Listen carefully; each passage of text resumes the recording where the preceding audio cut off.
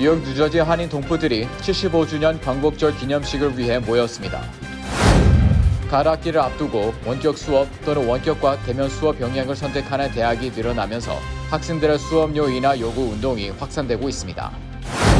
현재와 같은 코로나19 확산세가 계속되는 가운데 공립학교가 문을 열면 전국 30여 개 주가 위험 지역에 포함되는 것으로 드러났습니다. 코로나19 사태로 문을 닫았던 미국 뉴욕시 소재 박물관들이 5개월 만에 다시 문을 엽니다. 민주당이 11월 3일 대통령 선거를 앞두고 조 바이든 전 부통령을 대선 후보로 공식 선출하는 전당대회가 오늘부터 진행됩니다. 오는 11월 미국 대선에서 우편 투표 문제가 주요 쟁점으로 떠오르면서 논란이 확산하고 있습니다. 전국의 코로나19 관련 누적 사망자가 17만 명을 돌파했습니다. 뉴욕시 실제 실업률이 33%에 달한다는 조사 결과가 나왔습니다. 코로나19로 어려움을 겪고 있는 우리 이웃에게 희망을 주는 은행, 뉴 밀레니엄 뱅크. 뉴 밀레니엄 뱅크가 여러분과 함께합니다.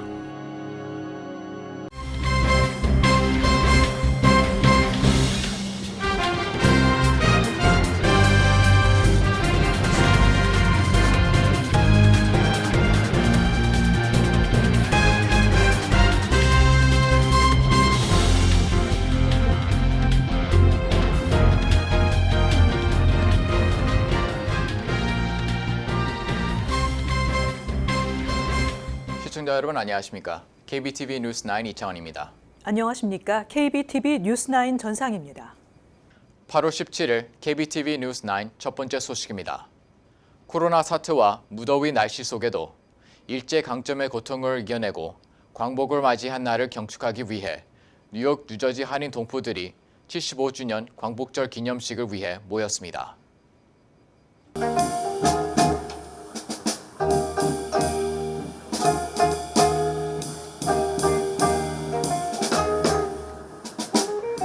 뉴 한인 동포들은 제75주년 광복절을 맞아 퀸스 플러싱 머리힐 역 앞에서 광복절 기념식을 가졌습니다.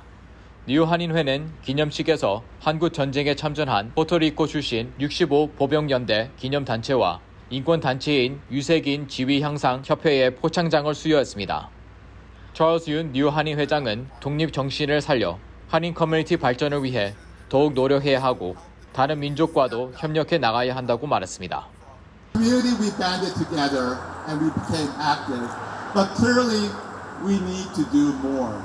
But I think the spirit of independence that is remembered today, freedom from oppression and equality are principles that apply to us even today here in the United States. So I think that the Korean American community should reaffirm its commitment to these principles and work towards a better society, a more just society here in the United States. 행사에서는 장원삼 뉴욕 초용사가 문재인 대통령의 경축사를 대독했고 유진휘 광복회 뉴욕 지회장과 존 류 뉴욕 상원의원을 비롯한 지역 정치인들이 참석했습니다. 코로나 사태로 인해서 오랫동안 우리 교민 여러분들을 만나 뵙지 못했는데 오늘 이렇게 8.15와 같은 뜻깊은 행사 기회에 우리 교민 여러분들 만나 뵙고 인사를 드릴 수 있어서 매우 반가웠습니다. 앞으로 우리가 이 광복절의 의미를 되새기면서 우리 동포 사회의 단결을 위해서 더욱더 합심해서 노력을 해주셨으면 좋겠습니다. 뉴 한인회는 또 처음으로 퀸스 보로총과 뉴 한인회 공동 주최로 한인 2세인 샤론 리 청장 대행, 그레고리 믹스 연방하원 의원 등이 온라인과 오프라인으로 참석한 가운데 광복절 기념 행사를 추가로 열었습니다. 뉴저지에서도 뉴저지 한인회 주최로 광복절 75주년 기념식이 팰리세이드 파크에서 개최됐습니다. 뉴저지 한인회 손한익 회장은 팬데믹으로 모두 움츠린 상태지만 미국의 75주년 광복절을 맞아 좋은 광복의 어를 되새기는 날이었다고 말했습니다. 한인 뉴저지 모든 단체장들과 또 정치인들, 각 분야별 대표들이 모여서 우리 민족의 광복과 또 뉴저지 한인들의 위상과 우리의 모습을 되돌아보면서 선조들의 좋은 광복의 얼을 되새기는 날이었습니다. 약 150명이 내빈으로 오셔서 성대하게 행사를 준비할 수 있었고 잘 마치게 된 것을 감사하게 생각합니다. 한인 동포들은 올해 코로나 사태에도 조국의 독립을 위해 희생한 모든 이들을 기억하고 75주년 광복절을 감사히 맞이하려는 마음은 그 어느 때보다 컸습니다. 가을 학기를 앞두고 원격 수업 또는 원격과 대면 수업 병행을 선택하는 대학이 늘어나면서 학생들의 수업료 인하 요구 운동이 확산되고 있습니다. 김은지 기자가 전해드립니다. 뉴욕타임스는 코로나19 확산으로 전국 5,000개 대학의 75%가 원격 수업 또는 원격과 대면 수업을 병행할 방침이어서 많은 학생들이 수업료 일부 환불을 요구하거나 휴학을 선택하고 있다고 보도했습니다. 코로나 바이러스는 지역사회뿐만 아니라 대학에도 스며들어 전국 270개 대학에서 6,000명 이상의 환자가 나왔습니다. 이에 따라 프린스턴, 예일, 하버드, 러커스, 메릴랜드, 펜실베니아, 버지니아 대학 등 전국 3,700여 대학이 수업의 전부 또는 일부를 온라인으로 진행할 계획입니다. 남부 캘리포니아의 체프먼 대학은 지난주 갑자기 원격 수업을 진행한다고 발표했습니다. 그러자 학생들이 이에 반발해 수업료 환불을 요구하고 있습니다. 이 대학교의 한 여학생은 1년치 수업료 6만 5천 달러를 내고 월 임대료 1,200달러짜리 아파트까지 렌트했는데 손해가 막심하다며 수업료 환불을 요청할 계획이라고 말했습니다. 뉴저지주 러커스 대학 학생들은 지난 7월부터 수업료 20% 삭감을 요구하는 청원운동을 벌여 3만 명 이상의 학생들의 서명을 받았습니다. 하버드대 신입생의 5분의 1인 340명은 9월 입학을 1년 연기했습니다. 캘리포니아, 컬럼비아, 콜로라도 대학 등 10개 대학은 수업료 환불 요구 소송을 제기했습니다. 이 같은 움직임에 따라 매사추세츠 윌리엄스 대학은 수업료 15% 인하를 발표했습니다. 존스 호킨스, 조지타운 대학 등도 각각 수업료를 10%씩 삭감했습니다. 남부 캘리포니아대는 재택 수업 장학금 명목으로 학기당 4,000달러씩을 지급합니다. 워싱턴주 세인트 노버트대는 수업료 전액을 면제해주고 있습니다. 그러나 대부분의 대학은 수업료를 지난해 수준으로 동결하거나 오히려 인상하고 있습니다. 대학 관계자들은 원격 수업으로 학교 운영 비용이 10% 더 증가했기 때문에 교수들을 정리해고하지 않는 한 수업료 인하는 어렵다며 대학도 살아남아야 한다고 주장하고 있습니다. 뉴욕타임스는 코로나19 사태로 빚어진 최악의 경제 위기로 재정적 기반이 약한 대학, 정부 지원이 없는 대학은 도태할 것이라며 이는 대학의 구조조정 폭풍을 예고하고 있다고 전했습니다. KBTV 뉴스 김은지입니다. 현재와 같은 코로나19 확산세가 계속되는 가운데 공립학교가 문을 열면 전국 30여 개 주가 위험 지역에 포함되는 것으로 드러났습니다. 뉴욕타임즈는 9월 개학을 앞두고 하버드 대학 건강관리연구소가 발표한 공립학교 개학 조건을 기준으로 신규 환자 발생률에 따른 공립학교의 안전도를 조사한 결과 30여 개 주가 바이러스 재확산 가능성이 높은 위험 지역에 포함된다고 보도했습니다. 하버드 대학 건강관리연구소는 최근 2주 동안 인구 10만 명당 신규 환자 발생 건수가 매일 평균 25건 미만이고 검사를 받은 사람 중 확진자 비율이 3% 미만인 경우 학교 문을 열어도 좋은 것으로 보고 있습니다. 뉴욕타임즈가 이 가이드라인을 기준으로 지역별 안전도를 분석한 결과에 따르면 초록색 제1안전지역은 뉴햄프셔, 버몬트, 메인, 미시간 등 동북부 4개에서 5개 주에 불과합니다. 이들 주는 초, 중, 고교 모두 대면 수업이 가능합니다. 뉴욕, 뉴저지, 펜실베니아, 웨스트 버지니아, 노스다코타, 뉴멕시코, 오레곤주 등 5개에서 6개 주는 제2의 노란색 안전지역에 속합니다. 이들 주에서는 초등학교는 대면 수업이 가능하지만 중고교는 대면과 온라인 수업을 병행하는 것이 좋습니다. 뉴욕시는 이에 따라 1,200여 학교가 신청한 병행 수업을 승인했습니다. 250개 학교는 승인 보류 중입니다. 캘리포니아 북부, 메릴랜드주 등 3개에서 4개 주는 제3의 주황색 안전지역입니다. 이들 지역은 초등학교를 제외한 중고교는 전면 온라인 수업을 진행해야 합니다. 학교 문을 열면 안 되는 적색 위험 지역은 플로리다, 텍사스, 알라바마, 조지아, 루이지애나주 등 32개에서 34개 주에 이르고 있습니다. 이들 지역은 대면 수업을 하면 바이러스가 퍼질 가능성이 더 높기 때문에 학교를 폐쇄해야 합니다.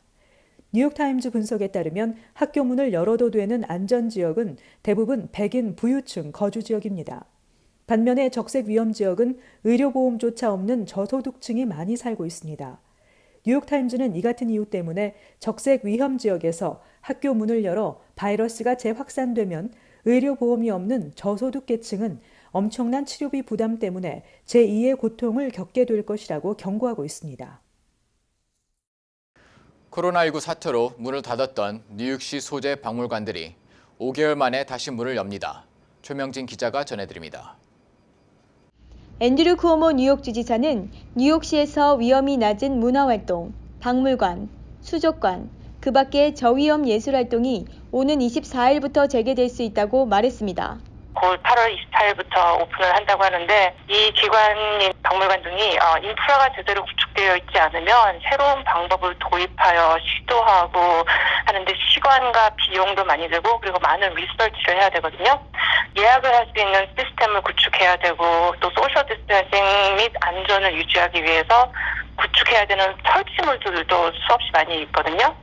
그리고 시에서 규정하는 모든 규정에 대한 완벽한 이해를 해야 하기 때문에 소규모 기관이나 시설에 대해서는 전환하는 데 시간도 들고 많이 어려움이 있을 거라고 생각합니다.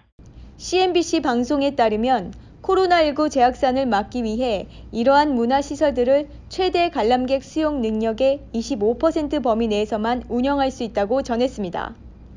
티켓 판매와 관람객 입장은 시간대별로 진행되고 마스크 착용을 의무화합니다. 뉴욕시는 지난달 20일부터 단계별 경제 정상화의 마지막 단계인 4단계 조치에 들어갔지만 쿠오모 주지사는 바이러스 재확산 우려를 근거로 박물관, 영화관, 헬스장 재개장을 보류하고 식당 내부 식사를 계속 금지했습니다. 이번 재개장 호용으로 재정 위기에 처한 다수의 뉴욕시 문화시설들의 숨통이 트일 전망입니다. 뉴욕타임즈에 따르면 뉴욕 메트로폴리탄 미술관은 79명을 해고하고 다수 직원을 무급휴직 처리한 상태입니다. 한때 코로나19로 피해가 컸던 뉴욕주는 최근 7일 연속으로 코로나19 양성 판정 비율 1% 미만을 기록 중입니다. KBTV 뉴스 최명진입니다. 민주당이 11월 3일 대통령 선거를 앞두고 조 바이든 전 부통령을 대선 후보로 공식 선출하는 전당대회가 오늘부터 진행됩니다. 전당대회는 코로나19 여파로 전례 없는 화상 행사 방식으로 치러집니다.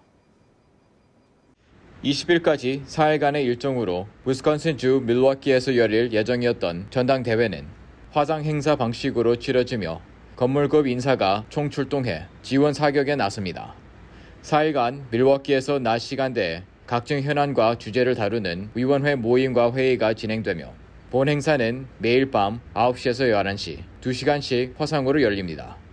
축제의 막을 여는 오늘 경선에서 바이든의 라이벌이었던 버니 샌더스 하원 의원과 버락 오바마 전 대통령의 부인 미셸 오바마 여사를 비롯해 앤드류 쿠오모 뉴욕 주지사, 그레첸 후트머 미시간 주지사, 지난 대선 때 공화당 경선 후보로 나섰던 존 케이식 전 오하이오 주지사 등이 지원 연설을 진행합니다. 내일은 바이든 전 부통령을 대선 후보로 지명하는 절차가 진행되고 주별 경선 결과를 반영한 대의원 공개 투표가 롤콜 효명 투표로 이뤄집니다. 빌 클린턴 전 대통령과 2014년 민주당 대선 후보 존 케리 전 국무장관, 민주당 내 유색인종 여성 의원 4명 중 1명인 알렉산드리아 오카시오 코테스 하원 의원 등이 연설합니다. 바이든 전 부통령의 부인 질 바이든 여사도 연단에 오릅니다. 셋째 날인 19일에는 바이든의 러닝메이트인 카말라 하리스 하원 의원을 부통령 후보로 지명하며 오바마 전 대통령과 2016년 대선 후보 힐러리 클린턴 전 국무장관, 엘리자베스 워런 상원 의원이 연설자로 나섭니다. 마지막 날인 20일에는 바이든 전 부통령이 정치적 고향인 델러웨어에서 후보직 수락 연설을 하는 것으로 대미를 장식할 예정입니다. 오는 11월 미국 대선에서 우편 투표 문제가 주요 쟁점으로 떠오르면서 논란이 확산되고 있습니다. 김은지 기자가 전해드립니다. 도널드 트럼프 행정부와 민주당은 대선 우편 투표 확대와 연방 우체국의 서비스 지연 문제를 놓고 공방을 벌였습니다. 민주당의 낸시 펠로시 하원 의장과 척 슈머 상원 원내대표, 캐롤린 멀로니 하원 감독개혁위원장은 공동 성명을 내고 로이드 조이 연방 우체국장에게 24일 하원 청문회에 나와 증언하라고 요구했다고 언론들이 보도했습니다. 트럼프 대통령의 측근으로 지난 6월 임명된 드조이 국장은 최근 비용 절감 등을 이유로 우편 분류 기계를 재배치하고 시간 외 근무를 제한했는데 이로 인해 우편물 배송이 지연되면서 우편 투표의 원활한 진행이 어려워질 것이라는 우려가 나왔습니다. 민주당은 성명에서 대통령은 재선을 위해 자격을 갖춘 유권자들이 투표용지에 접근하지 못하도록 우정국을 조종하겠다는 의도를 명백히 밝혔다며 청문회는 전반적인 우체국의 운영과 조직 변화를 점검할 것이라고 밝혔습니다. 이들은 연방 우체국장과 우체국 지도부는 선거 몇 달 전에 수백만 명의 목소리를 잠재우려고 위협하는 이런 위험한 새 정책을 밀어붙이는 이유에 대해 의회와 미국민에게 답변해야 한다고 말했습니다. 낸시 펠로시 하원 의장은 이번 주에 하원을 소집해서 우정국이 그동안 해오던 여러 가지 서비스나 업무 전반에 걸쳐서 어떤 변경도 금지하는 법안을 상정하기로 했다고 발표했습니다. KBTV 뉴스 김은지입니다. 전국의 코로나19 관련 누적 사망자가 17만 명을 돌파했습니다. 이는 전문가들의 예측보다 3주 이상 빠른 것입니다. CNN 방송 등에 따르면 어제 하루 동안 플로리다, 텍사스, 루이지애나주 등에서 483명의 신규 사망자가 나오면서 누적 사망자가 17만 명을 넘어섰습니다. 총 확진자는 약 540만 명으로 집계됐습니다. 앞서 워싱턴대 의과대학 보건연구소는 코로나19 사망자가 약 17만 명에 도달하는 시점을 오는 10월 1일로 예측한 바 있습니다. 이러한 예측과 비교하면 6주가량 빠른 속도인 셈입니다. 한편 질병통제예방센터 CDC는 앞으로 3주 후인 9월 5일까지 거의 18만 9천 명이 사망할 것이라고 예측하고 있습니다. CDC에 따르면 새로운 사망자는 플로리다에서 4주 동안 증가하고 애리조나, 버먼트, 와이오밍주에서 감소할 전망입니다. 보건 전문가들은 이 같은 바이러스 확산세가 초겨울까지 이어질 경우 독감 유행과 맞물려 피해가 급증할 것으로 보고 있습니다. 질병통제예방센터 CDC에 따르면 지난 한 해 동안 전국에서 독감으로 약 6만 1,000명이 사망하고 81만 명이 입원했습니다. 보건 전문가들은 남서부 지역 코로나19 확산으로 의료 시스템의 과부하가 걸린 상황에서 독감 환자까지 속출하면 의료 체계가 마비돼 지난 4월, 5월에 뉴욕시와 같은 최악의 비상사태가 재현될 수 있다고 경고하고 있습니다. 뉴욕시 실제 실업률이 33%에 달한다는 조사 결과가 나왔습니다. 노동인구 중에서 직업을 갖지 않고 있는 인구 비율이 3명 중 1명으로 짐작됩니다. 최명진 기자가 전해드립니다. 뉴스쿨 뉴욕시 업무센터가 최근 발표한 자료에 따르면 일을 할 수 있는 준비가 된 뉴욕시 노동인구 가운데 신종 코로나 바이러스 감염증의 이유로 해고됐거나 직장을 잡지 못한 비율은 지난 7월 기준으로 32.7%에 달하고 있는 것으로 나타났습니다.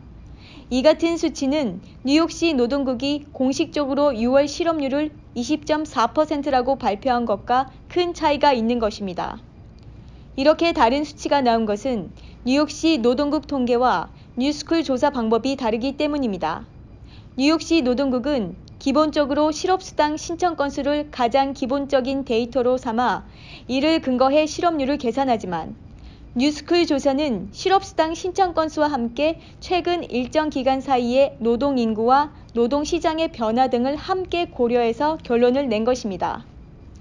뉴스쿨 조사팀은 코로나19 사태 이후 추가된 실업자 수와 함께 사태 전과 후의 일정 기간 동안 전체 노동시장 동향을 변수로 추가해 분석해야만 정확한 수치가 나올 수 있다고 설명했습니다. 특히 조사팀은 지난 6월과 7월 2달 동안 매주 5만 명 정도가 계속해서 직업을 잃고 있는 것으로 나타났다며 이는 지난 2008년에 있었던 금융위기 때의 무려 4배 이상으로 실업자 수뿐만이 아닌 이러한 노동시장 동향을 변수로 넣어 계산해야만 실제 실업률을 도출해낼 수 있다고 밝혔습니다. 뉴욕시의 7월 공식 실업률 통계는 오는 20일 발표될 예정입니다. KBTV 뉴스 최명진입니다. 뉴욕, 뉴저지 일원에서 신종 코로나 바이러스 감염증 접촉 추적 요원이나 센서스 요원을 사칭해 개인정보 등을 요구하는 사기 피해가 늘고 있습니다. 연방통신위원, 연방공정거래위원회, 뉴욕주 검찰 등 최근 코로나19 접촉 추적 요원을 사칭하는 사기 행위에 주의하라고 당부했습니다. 각 기관들은 코로나19 검사를 받아 양성 확진을 받은 주민들을 확인하기 위해 연락을 하는 추적 요원은 이름과 주소, 현재 건강 상태, 최근 방문 장소 등 타인과의 접촉 여부 이외에는 절대로 묻지 않는다고 강조했습니다. 코로나19 접촉 추적 요원 사칭 사기 피해자는 뉴욕주 검찰 소비자 보호 핫라인으로 연락하거나 뉴욕주 검찰 웹사이트에서 신고할 수 있습니다. 또 최근 2020 인구조사 미응답 가정 방문 조사가 시작된 가운데 연방 센서스국, 뉴욕시 정부사나 이민서비스국 등에 따르면 미응답 요원들은 절대 돈이나 소셜 넘버, 은행 계좌 등 개인정보를 요구하지 않습니다. 만약 가정 방문 요원이 아닌 수상한 자가 접근한 것으로 생각된다면 뉴욕주 새 이민자국 핫라인으로 전화해 도움을 요청할 수 있습니다. 가정집 생일 파티장에서 총기 난사로 8살 여자아이가 숨지는 등 휴일을 맞은 미국 곳곳이 총격 사건으로 얼룩졌습니다. 미국 오하이오주 에크런시 주택가 뒷마당에서 열린 15살 소년의 생일 파티에 괴한들이 총기를 난사했다고 폭스뉴스 등이 보도했습니다. 이번 난사로 8살 소녀 미케엘라 피킷이 사망했습니다. 경찰은 사건 당시 10대들이 생일 파티에 다수 참석했고 총격범들은 파티장에 누군가를 노린 것으로 보인다고 밝혔습니다.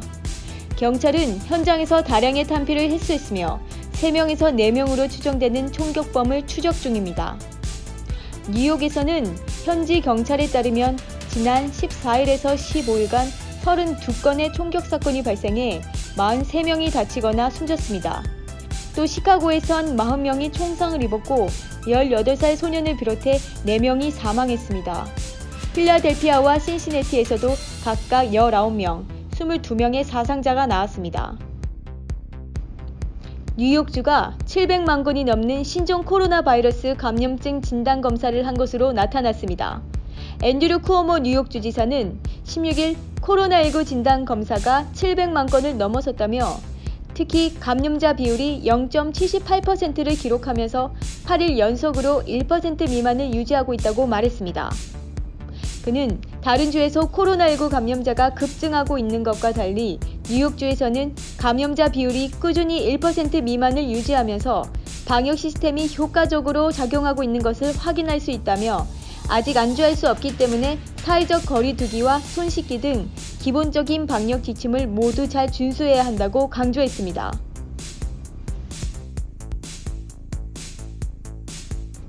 퀸즈 지역에서 다음 달까지 무료 영화 상영회가 마련됩니다. 샤론리 퀸즈 보로장 대행은 플러싱 메도우 코로나 8개 뉴욕 과학관에서 2020 퀸즈 드라이브인 무료 영화의 밤을 개최한다고 발표했습니다. 무료 상영은 오는 19일부터 다음 달 30일까지 매주 수요일 7차례 진행됩니다. 관람을 위해선 상영 2주 전에 예약해야 하며 입장 한도는 차량 200대입니다.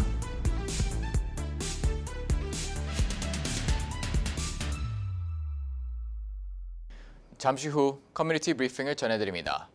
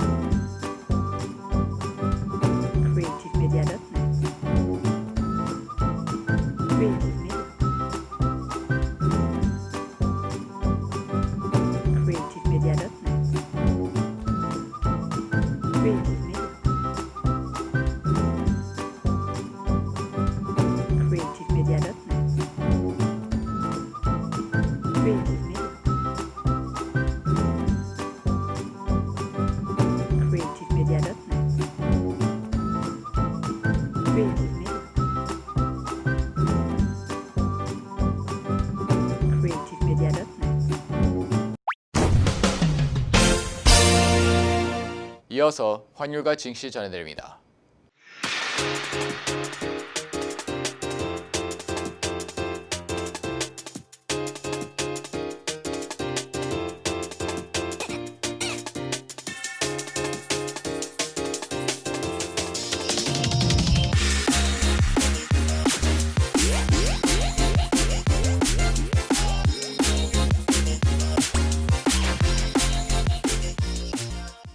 잠시 후 뉴욕과 뉴저지 날씨 전해드립니다.